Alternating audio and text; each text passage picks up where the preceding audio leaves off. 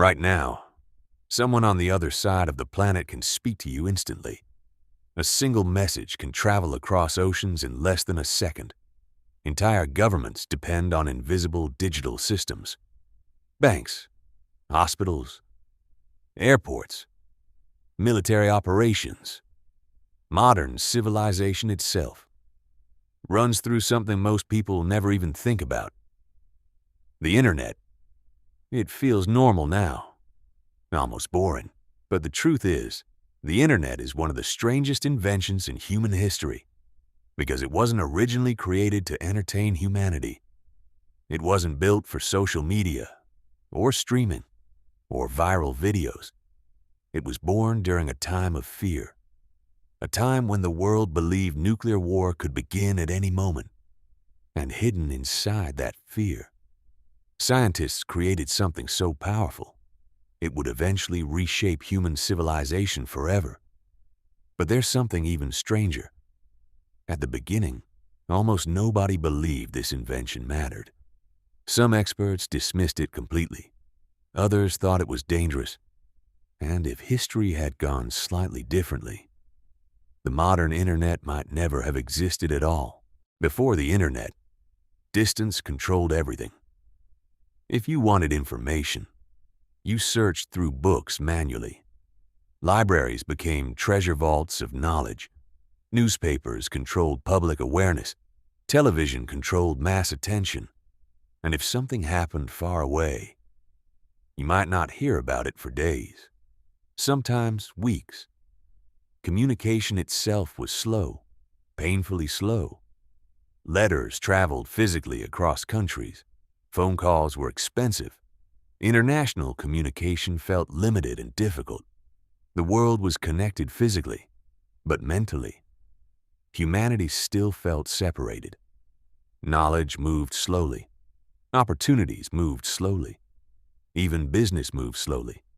And because information traveled inefficiently, power remained concentrated in the hands of governments, corporations, and institutions. Ordinary people had very little direct access to global knowledge. Nobody realized it yet, but humanity was about to enter the largest communication revolution ever created. Then came one of the most terrifying periods in modern history, the Cold War. The United States and Soviet Union became trapped in a dangerous global rivalry. And behind political speeches, behind military parades, behind public optimism, was constant fear. Fear of nuclear annihilation. At any moment, one mistake could destroy entire cities. Communication systems became critically important because during war, the side that loses communication loses control. Traditional communication systems had one massive weakness: centralization. Destroy one major communication center, and entire networks collapse. Military strategists realized this was terrifyingly dangerous. If nuclear attacks destroyed key systems, governments could become blind instantly. And that fear created a radical question. What if communication could survive even after destruction? That idea became the beginning of something unimaginable. At the time, computers looked nothing like modern devices. They were gigantic machines filling entire rooms, heavy, expensive, complicated. Only governments, universities, and large organizations could afford them. And despite their power, these computers couldn't truly communicate with one another. Each system operated differently. Information stayed isolated inside separate machines. Scientists found this frustrating because computers had incredible potential. But without connection, their usefulness remained limited. Slowly, researchers began imagining something radical: a network of connected computers sharing information instantly. Today, that sounds obvious. Back then, it sounded almost absurd. When scientists first proposed global computer networking, many people dismissed the idea immediately. Why would anyone need connected computers? What purpose would it serve? Most ordinary people had never even seen a computer before. The idea of digital communication sounded futuristic, unrealistic. Some critics even believed widespread networking could become dangerous because connected systems create vulnerabilities, and vulnerabilities create risk. But despite skepticism, a small group of researchers became obsessed with making it real. Not because they wanted social media, not because they wanted entertainment, but because they believed connected information could change the future itself. Eventually, the United States government funded an experimental network project called ARPANET. This was not the internet as we know it today. It was small, limited, fragile, but revolutionary. The idea was simple: connect computers across long distances so information could move even if parts of the system were damaged. And for the first time in history, machines began communicating digitally. But there was a major problem.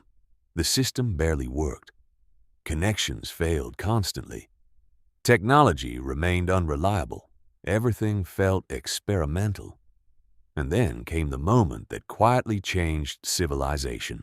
In 1969, researchers attempted to send the first message between two connected computers. The intended message was login, simple, but history rarely happens perfectly. The scientists typed L, then O, and suddenly, the system crashed. That was it. Humanity's first internet message. LO. 2 letters before total failure. Imagine being in that room. You're attempting something humanity has never done before, and the system collapses instantly. Many people would have quit. Many people would have seen this as proof the idea wouldn't work. But the researchers continued, because sometimes world-changing inventions begin with failure. As the years passed, more universities joined the network. Researchers shared information faster than ever before. Knowledge moved across long distances instantly. And suddenly, something unexpected happened. People realized connected computers weren't just useful for military survival. They could transform human communication entirely. Distance began losing meaning. Ideas traveled faster. Collaboration accelerated. And slowly, the internet stopped being a military experiment.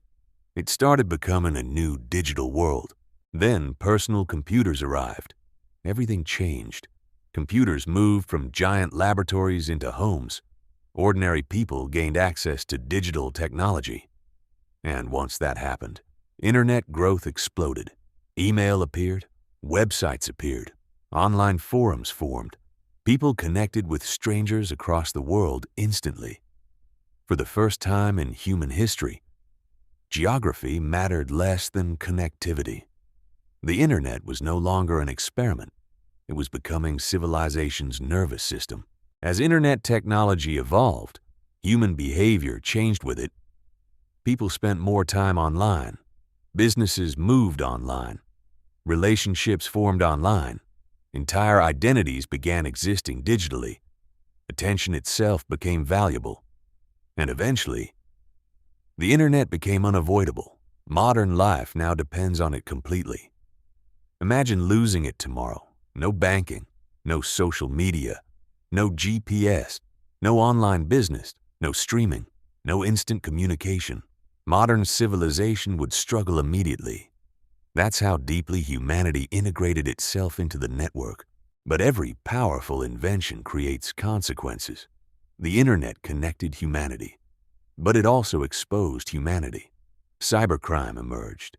Mass surveillance expanded. False information spread faster than truth. Algorithms began influencing human behavior. And suddenly, the invention designed to connect people started shaping people, controlling attention, controlling emotion, controlling perception itself. The internet became more than technology. It became power. Today, Children are born into a connected world.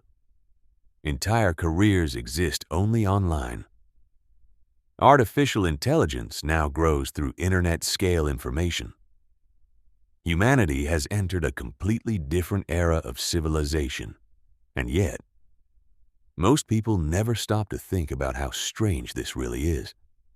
An invention born from fear during the Cold War ended up reshaping almost every part of human existence, not through violence, but through connection. The internet began as an experiment, a fragile idea during humanity's most fearful period. It crashed during its very first message. Most people ignored it. Some thought it was pointless. Others thought it was dangerous. But history changes when impossible ideas survive long enough to evolve. And now, human civilization itself depends on the very thing that almost never existed at all.